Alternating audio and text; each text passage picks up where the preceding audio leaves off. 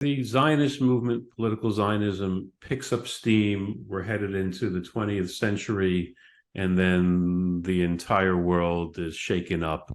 Power of the balance of power and the great powers and the empires fall and rise. The Russian Revolution, Britain takes over. You have the Mandate.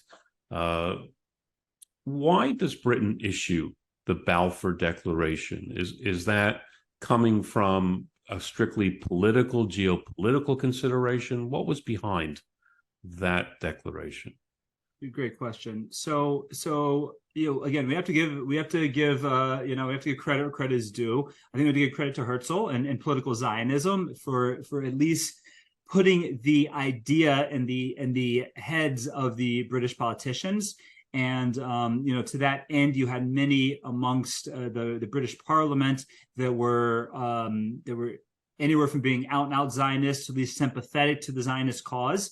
But ultimately, I think if we would look at the backdrop, at least the Balfour Declaration, which the Balfour Declaration is in 1917, about a year before or within a few months of the British conquering the land of Israel from the Ottomans during World War I, and that is at that point World War I was at a stalemate. If you study the history of World War I, many great books on it. I'm a big fan of Barbara Tuchman's books, Guns of August, and I forget the other one, The Proud Tower, I think is the other one she wrote about World War I.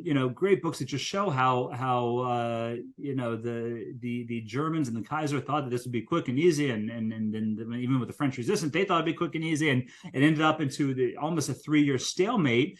And the British, in looking for a way to break the stalemate, said, okay, maybe if we come in from a different angle, that'll break things. So they were looking at the Ottoman Empire, who was the German ally, and they said maybe if we can come in from a different direction, that can break the stalemate. And to that end, that was the really the impetus for the Mediterranean campaign of World War I.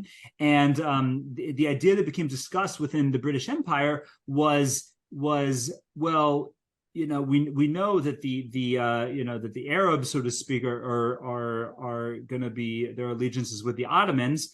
There was no Palestinian movement at that time. There's no Arab nationalism at that time. That's all. Even the most liberal understanding is it doesn't begin until 1920. Maybe it really doesn't really begin until 1960. But okay, that's a different discussion for a different time.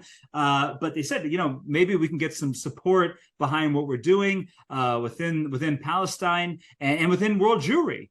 And that can help to, again, they're just looking for whatever. They were almost grasping at straws, trying to figure out what could break the stalemate of World War I. And they said, okay, maybe if we come out in support of the Zionist movement, and we come out publicly in support of the Zionist movement, that that'll be the straw that'll break the camel's back. That'll be something that'll break through the stalemate, and we'll get more world Jewish support on the side of the Ally cause.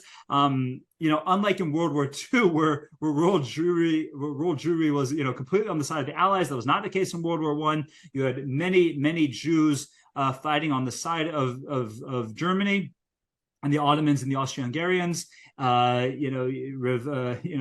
always the irony is pointed out how Rav Yosef Breuer, who became the Rav in Washington Heights, New York, was a World War I veteran on the Germans, and he while the Nazis were gassing Jews in Auschwitz, he was still receiving his pension from the German army in Washington Heights. So, but yet, it was not clear. The Jewish community was split on who they support. You had Russian Jews, you had German Jews, you had Hungarian Jews, on all sides. And the idea of the British Empire is that if we do this, maybe we can get support for ally cause, within the Austro-Hungarian Empire, within the German Empire, for sure within America. This was really before America had come into the war in any active way, and maybe this will be the proverbial straw that breaks the camel's back, and we'll turn the tide. I don't quite think that's how it played out. But what's just really fascinating, I think, is number one, the language of the Balfour Declaration was very vague, and I think purposely very vague. That my humble opinion is it said nothing about Jewish sovereignty. Right? There was no idea on the part of any British official that in the Balfour Declaration they were saying, yeah, we're going to support a independent Jewish country in the land of Israel. They thought that we're going to conquer Israel. Barbara Tuchman again wrote a great book called The Bible and the Sword, where she talks about the British love affair with the land of Israel, how it went back hundreds of years.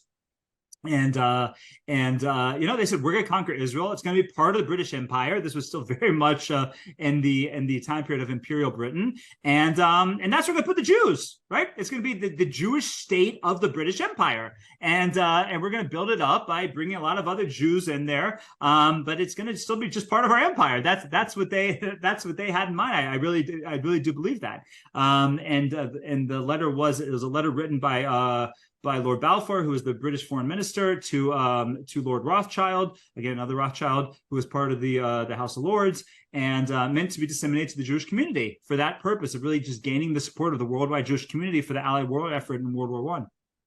Okay. Now, what's fascinating is they stuck to it. I shouldn't say they stuck to it because they didn't stick to it. Almost, but they incorporated it into the British mandate. Now, shortly after it, they do everything possible to try and back away from it. But that was always a step that I found fascinating. That when the mandates come about in the Treaty of Versailles and the aftermath of World War I, they do incorporate the Balfour Declaration into that, and then spend about 15 years trying to back away from it.